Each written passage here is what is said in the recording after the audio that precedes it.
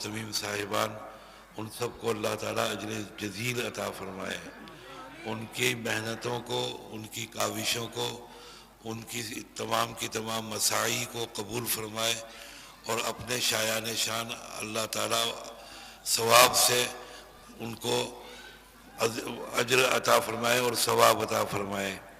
भाई, मेरी ये सुबह से लेकर यानी जुमा से लेकर अब तक चौथी तकरीर है और उर्दू के शायर गालिब ने कहा है कि इंसान हूँ पत्थर नहीं हूँ मैं, या फिर मैं बांग्लादेशी नहीं हूँ। माशाअल्लाह बांग्लादेश के लोगों में भी और बांग्लादेश के हज़रात उलमाए किराम में भी एक तो रूहानी क़ुव्वत है, उनके अंदर अल्लाह ताला ने उनको क़ुव्वत अता फ़रमाई रूहानियत के एतबार से। एक मछली की क़ुव्वत है और मछली की ताकत जन्नत की ग़िज़ा है और वो ग़िज़ा हज़रात बांग्लादेश के लोगों को, अवाम को, अहले इल्म को इस दुनिया में अल्लाह ताला ने अता फ़रमाई। जितनी मछली हम लोग साल भर में खाते हैं, आप एक दिन में खाते हैं। एक दिन में एक हिंदुस्तानी औसतन एक साल में हिंदुस्तानी एक ज़्यादा से ज़्यादा 1 किलो मछली खाता है। आप साल भर में क्या एक दिन में खा लेंगे? तो उसकी ताकत अल्लाह ताला ने अता फ़रमाई। 4-4 और 6-6 जलसे कर देते हैं और अल्लाह ताला उनको हिम्मत अता फ़रमाते हैं। हम उसके अंदर बहुत कमज़ोर वाक़े हुए हैं। बहरहाल यहाँ पर आमद का और अपनी हाज़िरी का हक़ अदा करना है, हुक्म की तामील करनी है। मैंने आयत कुरानी आपके सामने तिलावत की जिसमें हक़ ताला जल्ला मजदहू ने अहले ईमान को खिताब फरमाया और फरमाया कि ए अहले ईमान, अगर तुम तकवा इख्तियार करोगे तो फिर हम तुम्हें एक शान दिगर अता फरमाएंगे, एक अलग से रुतबा अता फरमाएंगे, एक अलग से मकाम अता फरमाएंगे। दुनिया के अंदर सैकड़ों कौमें हैं, सैकड़ों मज़हब के पैरोकार हैं और बहुत सारे कबाइल हैं, तादाद और अनगिनत बिरादरियां हैं, उनके अलग अलग रसूम और रिवाज हैं। लेकिन फरमाया उन सब के दरमियान तुम्हारी शान अलग होगी, जुदा होगी, मुमताज़ होगी और सबसे ज़्यादा इम्तियाज़ तुम्हें हासिल होगा, एक शर्त के साथ कि अगर तुम तक़वा इख्तियार करो। सवाल ये है, उलमा ने बहस की है, हज़रात मुफस्सिरीन ने, कि तक़वा क्या है।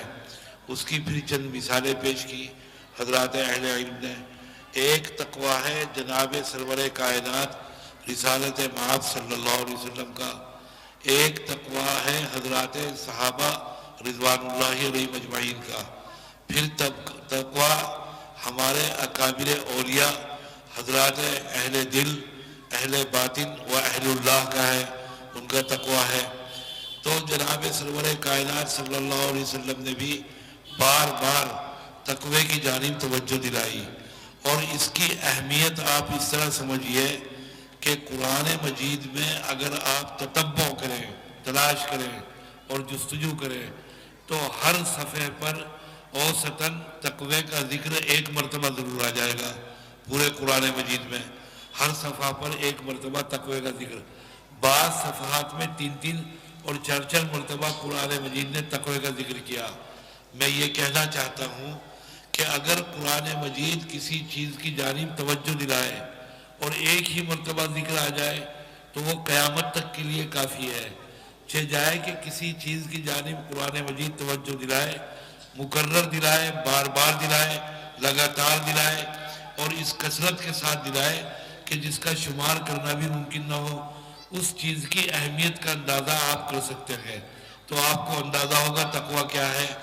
हज़रात सहाबा रिज़वानुल्लाहि अलैहिम अजमईन में सैयदना अबू बकर सिद्दीक़ रज़ियल्लाहु ताला अन्हु ठीक उस नहज पर हैं, उस अंदाज पर हैं, उस तरीक़ पर हैं जो जनाब सरवर कायनात सल्लल्लाहु अलैहि वसल्लम का पसंदीदा तरीक़ा है। हज़रात अहले इल्म ने लिखा कि नबूवत के बाद अगर कोई मकाम है तो वो मकाम सिद्दीक़ियत है। जनाब अबू बकर सिद्दीक़ को कमाल हासिल है, ऐसा तक़वा अल्लाह ताला ने अता फरमा दिया कि जिसकी कोई नज़ीर नहीं हज़रात सहाबा के दरमियान। फिर सैयदना उस्मान गनी हैं रज़ियल्लाहु ताला अन्हु, हज़रत के वाक़यात में लिखा کہ بیت المال میں عطر آیا تقسیم ہونے کے لیے.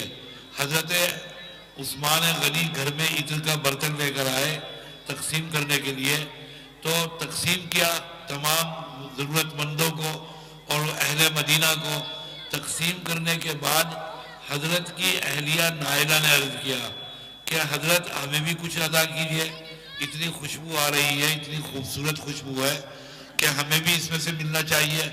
آپ نے فرمایا نائلہ یہ مسلمانوں کا حصہ ہے، اہل ایمان کا، مجاہدین کا، اس میں سے تمہیں نہیں دیا جا سکتا اور یہ اس میں تمہارا حصہ نہیں ہے. بس عثمان غنی یہ کہہ کر تشریف لے گئے باہر. جب گھر میں واپس آئے دوبارہ تو پورا گھر خوشبو سے بسا ہوا، معطر تھا پورا گھر. تو حضرت عثمان نے دریافت کیا اہلیہ سے، نائلہ سے، کہ بھائی یہ خوشبو کہاں سے آ رہی ہے؟ عرض کیا حضرت آپ جو عطر تقسیم کر کے خالی برتن چھوڑ گئے تھے، اس خالی برتن میں میں نے ہاتھ پھیر کر اپنے لباس پر ہاتھ پھیر لیا. عثمان سر پکڑ کر بیٹھ گئے اور فرمایا کہ نائلہ تو خود بھی ہلاک ہوئی، تو نے مجھے بھی ہلاک کر دیا. تمہارے لیے کہاں سے جائز تھا کہ تم خالی برتن میں ہی ہاتھ پھیر کر اپنے جسم پر پھیرو؟ یہ تقویٰ ہے حضرات صحابہ کا.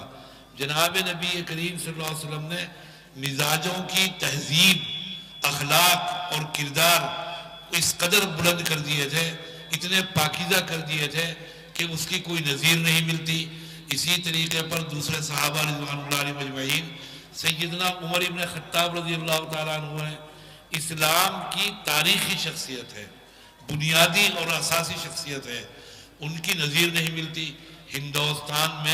ہندوستان کے اندر جب آزادی ہوئی سن 1947 میں، انگریز سے آزادی ملی اور وہاں پر حکومت قائم کرنے لگے، تو ان سب کے سربراہ گاندھی، کرم چند موہن داس گاندھی جی نے سب کو جمع کیا اور جمع کرنے کے بعد یہ کہا، یہ نصیحت کی اپنے تمام کے تمام لیڈران کو جنہوں نے آزادی کی جنگ میں شرکت کی تھی، کہ اگر حکومت کرنی ہے ہندوستان پر تو ایسی حکومت کرنا جیسے عمر نے حکومت کی ہے.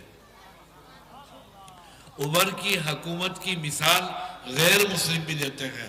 تاریخ میں ایسی کوئی دوسری شخصیت نہیں جیسا کہ سیدنا عمر ابن خطاب رضی اللہ تعالیٰ عنہ. حضرت کو جلال آتا تھا، حضرت کو غضب کی کیفیت ہوتی تھی، اور خاص طور سے توحید کے بارے میں، ایمانیات کے بارے میں، اسلام کے بارے میں حضرت بالکل برہنہ تلوار کی طریقے پر تھے. تو حضرت کے واقعات ہیں اور ان واقعات سے معلوم ہوتا ہے کہ حضرت کا مزاج کیا تھا. علماء محققین نے لکھا حضرت کا حلیہ کہ حضرت کا قد نکلتا ہوا تھا، لمبے قد کے تھے، اور گال حضرت کے اندر دھسے ہوئے تھے، مونچھیں رکھی ہوئی تھی سبالتین. جب عالم غضب میں ہوتے تھے تو اپنی مونچھوں کو تاؤ دیتے تھے، اپنی آستینیں چڑھاتے تھے. جب حضرت کو کسی بات پر غصہ آتا تو ایک مرتبہ حضرت عمر ابن خطاب حجامت بنوا رہے ہیں، لکھا ہے، اور حجامت کے دوران آپ اس سے بھی مرتبہ سمجھیے عمر کا کہ مصر سے کتاب آئی ہے موافقات عمر. ان مصنف نے کتاب کے ان آیات کی نشاندہی کی ہے جو آیات حضرت عمر کے حق میں ان کی رائے کی موافقت میں قرآن مجید نازل ہوا. قرآن مجید 11 بار سے زائد آیتیں ایسی ہیں جو حضرت عمر کی موافقت میں، ان کی رائے کی موافقت میں، اس سے ان کی مقام کا، ان کی مرتبے کا اور ان کی عظمت کا پتہ چلتا ہے. حضرت حجامت بنوا رہے ہیں، حجامت بنا رہا ہے. دوران حجامت حضرت نے گلا صاف کیا اور کر کے اپنا گلا صاف کرنے کی کوشش، تو دیکھا کہ حجام بے ہوش ہو کر گر پڑا. جو حجام تھا وہ بے ہوش ہوا اور بے ہوش ہو کر گر پڑا. حضرت عمر نے اس کو ہوش میں لانے کی تدابیر کی، اس کے چہرے پر پانی کے چھینٹے دیے، ہوش میں لائے. جب ہوش میں آ گیا تو حضرت عمر نے دریافت کیا کہ بے ہوش کیوں ہوئے؟ کہنے لگا کہ حضرت آپ نے بے ہوش کیا. عمر نے فرمایا کہ خدا کے بندے کیوں تہمت لگاتا ہے، کیوں الزام لگاتا ہے؟ میں نے نہ تجھے ڈانٹا، نہ ڈپٹا، نہ مارا، نہ پیٹا، بلا وجہ الزام لگا رہا ہے کہ میں نے بے ہوش کیا. کہا کہ حضرت جس وقت آپ نے گلا صاف کیا اور آپ کھنکارے تو میں یہ سمجھا کہ میری کسی حرکت پر عمر کو جلال آ گیا، اس خیال سے میرے ہوش غائب ہو گئے اور میرے حواس معطل ہو گئے اور میں بے ہوش ہو گیا۔ اور یہ تو بیچارہ ایک معمولی حجام تھا۔ حضرت عمر دور عمارت کے اندر مسجد نبوی میں فجر کی نماز کے لیے تشریف لائے ہیں، بحیثیت امام کے نماز پڑھا کر نکلے ہیں مسجد نبوی سے۔ آپ کے پیچھے صحابہ کی جماعت ہے جس کے اندر کبیر السن حضرت عمر سے جو عمر کے اندر بڑے ہیں وہ صحابہ بھی ہیں، آپ سے حضرت عمر کے ساتھ وہ صحابہ بھی ہیں جن سے حضرت عمر علمی استفادہ کرتے ہیں، سوالات کرتے ہیں، صحابہ کی جماعت ہے۔ اچانک عمر کو کوئی کام یاد آیا، تیزی کے ساتھ پیچھے مڑے تو تمام صحابہ کی صف زمین پر گر پڑی، اس خیال سے کہ شاید عمر کو ہماری کسی حرکت پر جلال آ گیا۔ یہ شان ہے سیدنا عمر بن خطاب رضی اللہ تعالیٰ عنہ کی۔ ایک صحابی ہیں جناب نبی کریم صلی اللہ علیہ وسلم کے، عمر ابن عاص رضی اللہ تعالیٰ عنہ۔ چند صحابہ ایسے ہیں جو اپنے فہم میں اور اپنی ذہانت میں، اپنی فراست میں اور اپنے بہادری کے اندر ایک دوسرے سے کچھ کم نہیں۔ سیدنا خالد ابن ولید، عمر ابن عباس، سید الشہداء حمزہ رضی اللہ تعالیٰ عنہ، اور اسی طریقے پر حضرت علی کرم اللہ وجہہ، 19-20 کے فرق کے ساتھ، کچھ ان کو نمبر نہیں دیا جا سکتے، نہایت جسور، بڑے توانا اور نہایت بہادر اور سمجھدار واقع ہوئے ہیں۔ حضرت عمر ابن عاص کے ساتھ آج بھی جب عرب کے مورخین ان کا تذکرہ کرتے ہیں تو ان کے نام سے پہلے لکھتے ہیں فریس عرب، عرب کا سب سے سمجھدار انسان، سب سے دانا اور عقلمند آدمی۔ اتنے دانا ہیں عمر ابن عاص کہ جناب نبی کریم صلی اللہ علیہ وسلم نے چند لوگوں کے حق میں آرزو اور دعا کی ہے کہ اللہ تعالیٰ ان کو ایمان کی توفیق عطا فرمائے۔ آپ نے ان میں سے عمر ابن عاص کے حق میں بھی دعا کی کہ اللہ تعالیٰ ان کو ایمان کی توفیق عطا فرمائے۔ جناب رسالت مآب صلی اللہ علیہ وسلم کی زبان مبارک پر کوئی چیز آئے، آپ کے قلب اطہر میں کوئی عرض ہو، ناممکن ہے کہ وہ پوری نہ ہو، محال ہے، وہ ضرور پوری ہو کر رہے گی۔ اور پھر آپ کسی کے حق میں دعا فرما دیں، ایک تیر ہے جو یقیناً نشانے پر بیٹھے گا۔ آپ نے دعا فرمائی، دعا قبول ہوئی، عمر ابن عاص آئے ہیں، اور آنے کے بعد جناب نبی کریم صلی اللہ علیہ وسلم کی خدمت میں صحابہ نے آپ کو اطلاع دی کہ عمر آ رہے ہیں۔ حدیث میں ہے کہ آپ استقبال کے لیے کھڑے ہو گئے اور آپ نے اپنی چادر مبارک بچھائی ہے عمر کے آنے پر اور ان کے استقبال کے لیے، ان کو بٹھانے کے لیے۔ جب عمر آئے تو آپ نے ارشاد فرمایا سلام کے بعد کہ کیسے آنا ہوا؟ کہا کہ یا رسول اللہ، آپ کے ہاتھ پر اسلام قبول کرنے کے لیے، بیعت اسلام کے لیے۔ آپ صلی اللہ علیہ وسلم نے بعجلت تمام جلدی کے ساتھ اپنے ہاتھ آگے بڑھائے کہ کہیں ارادہ نہ بدل جائے عمر کا۔ عمر نے اپنے ہاتھ آگے بڑھائے، جب پیغمبر نے ہاتھ آگے بڑھائے عمر نے اپنے ہاتھ پیچھے کھینچ لیے۔ آپ پریشان ہوئے، جناب نبی کریم صلی اللہ علیہ وسلم، آپ کے چہرے کا رنگ بدل گیا۔ آپ یہ سمجھے کہ شاید عمر کا قبول اسلام کا ارادہ تبدیل ہو گیا۔ آپ نے فرمایا ما لک یا عمر، بڑی پریشانی سے آپ نے پوچھا عمر کیا بات ہے، آپ نے ہاتھ کیوں پیچھے ہٹا لیے؟ کہا یا رسول اللہ، میں تو شرط کروں گا، میں تو بہت ذہین اور سمجھدار انسان ہوں، میں اپنے آباء و اجداد کا، اپنے بڑوں کا، اپنے بزرگوں کا مذہب چھوڑ کر آپ کا مذہب اختیار کر رہا ہوں۔ یا رسول اللہ، میرے ایسے ایسے گناہ ہیں، میں نے ایسے ایسے گناہ انجام دیے ہیں جن کو نہ میں بیان کر سکتا نہ آپ سن سکتے۔ یا رسول اللہ، مجھے آپ کا مذہب قبول کر کے اور اسلام قبول کر کے کیا ملے گا؟ میں اپنے بزرگوں کا مذہب چھوڑ کر آ رہا ہوں۔ آپ نے فرمایا الا تعلم ان الاسلام یہدم ما کان قبلہ وان الہجرۃ تہدم ما کان قبلہا۔ کیا عمر تم نہیں جانتے کہ اسلام اپنے سے پہلے تمام گناہوں کو معاف کر دیتا ہے؟ اتنے سمجھدار انسان ہیں یہ سیدنا عمر ابن عاص، مصر کے گورنر ہیں حضرت عمر کے دور امارت میں۔ حضرت عمر کو اطلاع ملی کہ عمر ابن عاص نے مصر میں گورنر ہاؤس بنا دیا۔ وہ گورنر ہاؤس کوئی وائٹ ہاؤس نہیں تھا، کوئی کریملن نہیں تھا، کوئی راشٹرپتی بھون نہیں تھا، ایک معمولی کمرہ بنایا تھا مٹی کا، اور گارے سے ایک کمرہ تیار کیا تھا۔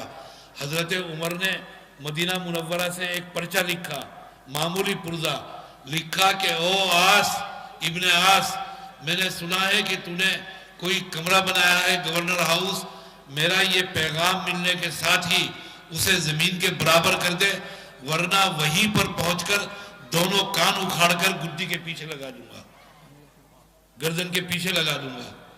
یہ آرڈر دیا حضرت عمر نے۔ لکھا ہے تاریخ میں، جب عمر رضی اللہ تعالیٰ عنہ کا یہ پیغام قاصد لے کر پہنچا پیغامبر مصر حضرت عمر ابن عاص کے پاس، تو گورنر ہاؤس میں بیٹھے تھے، گورنری کے فرائض انجام دے رہے تھے، لوگوں کے مقدمات سن رہے تھے، فیصلہ کر رہے تھے۔ پرچہ پڑھا، اٹھے اور بھاگے، باہر نکلے، نہ جوتا پہنا نہ سامان اٹھایا، اور باہر نکل کر کھڑے ہو کر کہا گراؤ، ابھی گراؤ، فوراً گراؤ، زمین کے برابر کر دو۔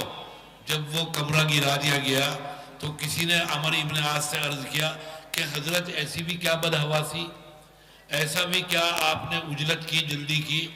اگر عمر کا آرڈر تھا تو آپ کم از کم جوتے پہن لیتے، اپنا سامان اٹھا لیتے، آپ نے تو اتنی عجلت کی، چپل بھی نہیں پہنے اور باہر نکل کر کمرہ۔ کہا کہ خدا کی قسم تم نہیں جانتے، جس شخص کا یہ آرڈر تھا، جس شخص کا یہ پیغام آیا تھا، وہ اپنی دھمکی کو، اپنی تھریٹ کو حقیقت بنا دیتا اگر میں ذرا بھی دیر کرتا۔ یہ ہے سیدنا عمر ابن خطاب۔ یہ عمر ابن خطاب نے کعب احبار سے دریافت کیا کہ کعب تقوی کیا ہے، جو میرا موضوع ہے، اور میں آپ کو اسی کے متعلق بتا رہا ہوں کہ ایمان والوں سے مطالبہ کیا اللہ تعالیٰ نے تقوی اختیار کرو۔ اب تقوی کیا چیز ہے؟ کعب سے پوچھا حضرت عمر نے کہ کعب تقوی کیا ہے؟ حضرت کعب نے دریافت کیا، عمر کیا آپ کبھی ایسے راستے سے گزرے ہیں جس کے داہنی جانب بھی کانٹے ہوں، جس کے بائیں جانب بھی کانٹے ہوں، آگے بھی کانٹے ہوں، پیچھے بھی کانٹے ہوں؟ حضرت عمر نے گردن جھکائی، تھوڑی دیر کے بعد اپنی گردن اٹھائی، کہا گزرا ہوں۔ کعب نے پوچھا کیسے گزرے؟ کہا حضرت عمر نے کہ اپنے دامن کو سمیٹ کر، اپنے کپڑوں کو بچا کر، اپنے جسم کو بچا کر، کہیں کانٹوں میں الجھ کر کپڑے نہ پھٹ جائیں، جسم زخمی نہ ہو جائے۔ کہا کعب نے کہ عمر، اس دنیا کے اندر اسی احتیاط سے زندگی گزارنے کا نام تقویٰ ہے۔ ہماری دائیں جانب بھی گناہ ہیں جو ہمیں دعوت دے رہے ہیں، ہماری بائیں جانب بھی گناہ ہیں، معصیتیں ہیں جو ہمیں پکار رہی ہیں، پیچھے بھی گناہ ہیں، آگے بھی گناہ ہیں۔ ان گناہوں سے اپنے آپ کو بچا کر زندگی گزارنا احتیاط کے ساتھ، کہیں یہاں گناہ نہ ہو جائے، کہیں وہاں گناہ نہ ہو جائے، کہیں زبان کا گناہ نہ ہو جائے، کہیں آنکھ کا گناہ نہ ہو جائے۔ بھائی زبان کا گناہ اور غیبت جانتے ہو، زجر الشبان والشیبہ عن ارتکاب الغیبہ، مولانا عبدالحی لکھنوی کی ایک کتاب ہے، اس میں انہوں نے ایک حدیث نقل کی۔ وہ حدیث سنا کر آپ کو اپنی بات ختم کروں گا۔ فرمایا جناب نبی کریم صلی اللہ علیہ وسلم نے کہ ماں کے ساتھ منہ کالا کرنے میں جتنا گناہ ہے، دنیا کہاں سے کہاں چلی گئی، بے حیائی آج اپنے عروج پر ہے، بے غیرتی آج 7ویں آسمان پر ہے، فحاشی آج چاروں طرف بڑھانا ناچ دکھا رہی ہے۔ اس کے باوجود یہ خبر منحوس کان میں نہیں پہنچتی کہ کسی بدنصیب اولاد نے، لڑکے نے اپنی ماں کے ساتھ زنا کیا ہو۔ فرمایا کہ ماں کے ساتھ زنا کرنے میں جتنا گناہ ہے، نبی کریم نے، اس سے 26 درجہ زائد گناہ سود کھانے میں ہے، اور جتنا گناہ سود کھانے میں ہے اس سے 26 درجہ زائد گناہ غیبت کرنے میں ہے۔ اللہ اکبر۔ زبان پر کنٹرول بٹھایا جناب نبی کریم صلی اللہ علیہ وسلم نے۔ حدیث میں ہے سیدہ عائشہ رضی اللہ تعالیٰ عنہ بیٹھی ہوئی ہیں، اچانک انصار کی عورت آئیں نبی کریم صلی اللہ علیہ وسلم کے گھر میں، عائشہ بھی موجود ہیں۔ وہ آنے والی عورت چھوٹے قد کی ہیں، ان کا قد پستہ ہے، ناٹے قد کی، قصیر القامہ ہیں۔ حضرت عائشہ کہتی ہیں کہ وہ آئیں، آنے کے بعد انہوں نے نبی کریم سے کوئی مسئلہ پوچھا، آپ نے جواب دیا۔ جب وہ واپس جانے لگی تو عائشہ رضی اللہ تعالیٰ عنہ نے نبی کریم سے خطاب کر کے کہا یا رسول اللہ ایسے جا رہی ہے. اشارہ تھا ان کے چھوٹے قد کی طرف، ان آنے والی خاتون کے جو انصاری آئی تھی. آپ کے چہرے کا رنگ بدل گیا. عائشہ کے اس کلمے سے اور اس بات سے پیغمبر کا چہرے کا رنگ متغیر ہو گیا. آپ حضرت عائشہ گھبرائیں، عرض کیا یا رسول اللہ کیا بات ہے؟ کہا عائشہ تو نے ایسی بات کہی، ایسا کلمہ کہ اگر سمندر میں ڈال دیں تو سمندر کا رنگ کالا ہو جائے. حضرت عائشہ نے کہا یا رسول اللہ میں نے کیا کہا؟ میں نے کوئی تہمت نہیں لگائی، میں نے کوئی ان کے اوپر الزام نہیں لگایا، میں نے تو ایک حقیقی بات کہی. واقعتاً ان کا قد چھوٹا ہے، ان کے چھوٹے قد کی جانب. آپ نے فرمایا عائشہ کسی کی عدم موجودگی میں اس کے بارے میں ایسی بات کہنا، کسی کی غیر حاضری میں، کہ اگر وہ بات اس کے سامنے کہی جاتی تو اسے ناگوار گزرتی، اسے اچھا نہیں لگتا. عائشہ اسی کا نام غیبت ہے. اگر کسی کے بارے میں ایسی بات کہنا کہ اس بات وہ عیب اور وہ چیز اس کی ذات میں موجود نہیں، یہ تو تہمت ہے. اس کا عذاب تو کہیں زیادہ ہے غیبت سے. تو زبان پر کنٹرول بٹھایا حضرت جناب نبی کریم صلی اللہ علیہ وسلم نے.